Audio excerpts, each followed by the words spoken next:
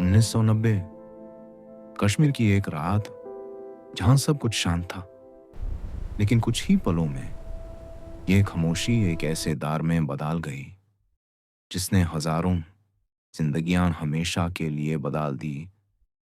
ये कहानी है कश्मीरी पंडितों के उस दाड़ की जो आज भी जिंदा है। 1990 कश्मीर की एक सर्द खामोश रात। बर्फ से ढकी हुई सड़कें, ठंडी हवा और हर तरफ अजीब सा सन्नाटा। हर घर में रोशनी थी, जिंदगी में मशगूल थे। कोई खाना खा रहा था, कोई अपने परिवार के साथ बातें कर रहा था और बच्चे अपने कंबलों में चैन से सो रहे थे। सब कुछ बिल्कुल नॉर्मल लग रहा था। लेकिन इस खामोशी के पीछे एक ऐसा तूफान तैयार हो रहा था जो कुछ ही घंटों में हजारों जिंदगियां हमेशा के लिए बदल देगा। रात के करीब 9 बजे अचानक मस्जिदों के लाउडस्पीकर से आवाज गूंज उठी।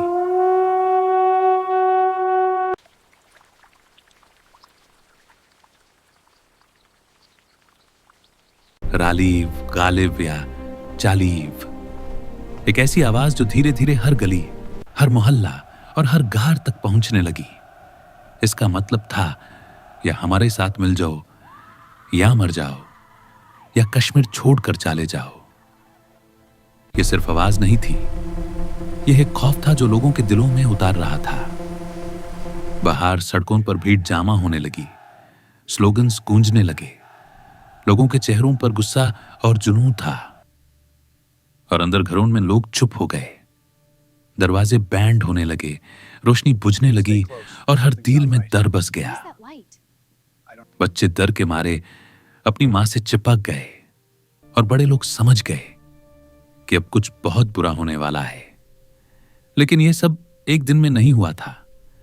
1989 से ही कश्मीर की हालात धीरे धीरे बिगड़ने लगी थी। लोगों के नाम लिस्ट में आने लगे थे और फिर उन्हें एक एक करके निशाना बनाया जाने लगा। जजेस, टीचर्स, डॉक्टर्स, जो समझ के मजबूत स्तंभ थे, उन्हें सबसे पहले टारगेट किया गया। हर दिन एक नई खबर आती, किसी को गोली मार दी गई, किसी का अपहरण हो गया।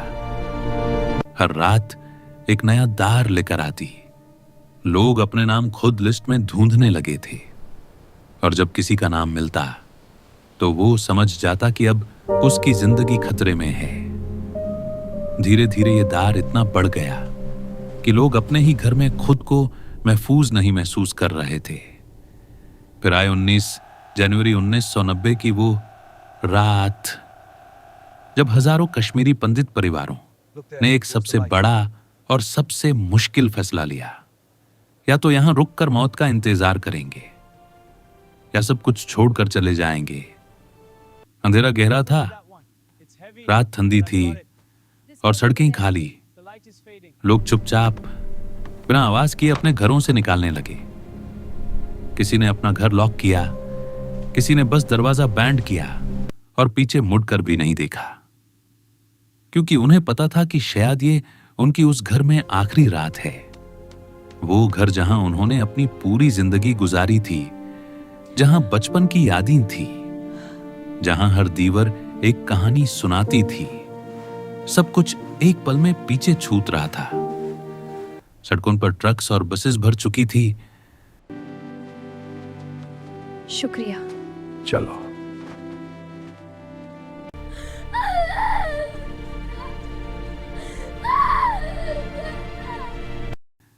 लोग अपने बच्चों को गले लगाए हुए थे, आंखों में आंसू और दिल में दार लिए हुए। बच्चे रो रहे थे और मां बाप उन्हें संभलते हुए खुद अंदर से टूट चुके थे। किसी को नहीं पता था कि वो कहां जा रहे हैं। खीन बस इतना पता था कि वहां रुकना अब मौत के बराबर है। यह सफर सिर्फ एक जगह से दूसरी जगह का सफर नहीं था। यह सफर था अपनी पहचान, अपने घर और अपनी जिंदगी को पीछे छोड़ने का। कुछ घंटों के सफर के बाद जब ये लोग जम्मू पहुंचे तो उन्हें लगा शायद अब सब ठीक हो जाएगा। लेकिन असली स्ट्रगल तो अब शुरू हुआ था। रेफ्यूजी कैंप्स में उन्हें रहना पड़ा, छोटे छोटे टेंट्स जहां ना सही से हवा थी, ना पानी, ना बेसिक सुविधाएं। 45 डिग्री की गर्मी में रहना उन लोगों के लिए एक नया अजाब था जो कभी कश्मीर की ठंडी वादियों में रहते थे।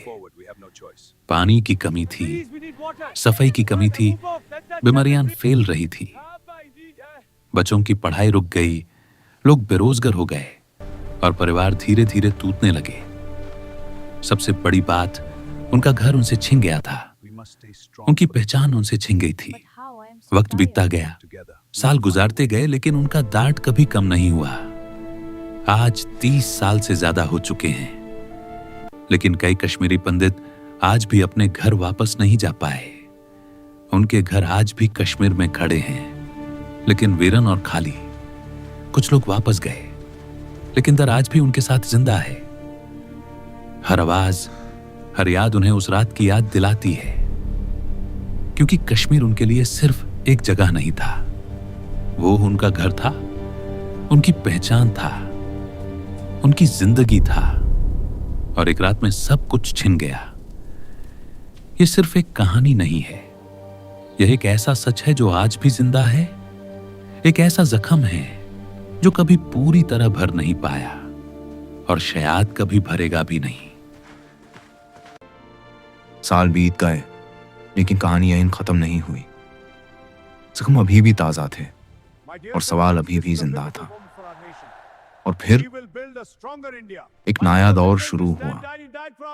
जब नरेंद्र मोदी ने देश की कमांड संभाली, तो कश्मीर को लेकर बड़े फैसले लिए गए। एक ऐसा फैसला जिसने इतिहास की दिशा बदल दी। आज कश्मीर बदल रहा है, सड़कें, शहर और जिंदगी धीरे धीरे नॉर्मल हो रही है। कुछ लोग वापस लौट रहे हैं, लेकिन अभी भी उनके दिलों में कहीं ना कहीं जिंदा है, क्योंकि ये सिर्फ जमीन की कहानी नहीं थी, ये उन लोगों की कहानी थी जिन्होंने सब कुछ खोना पड़ा। और ये कहानी अभी भी चल रही है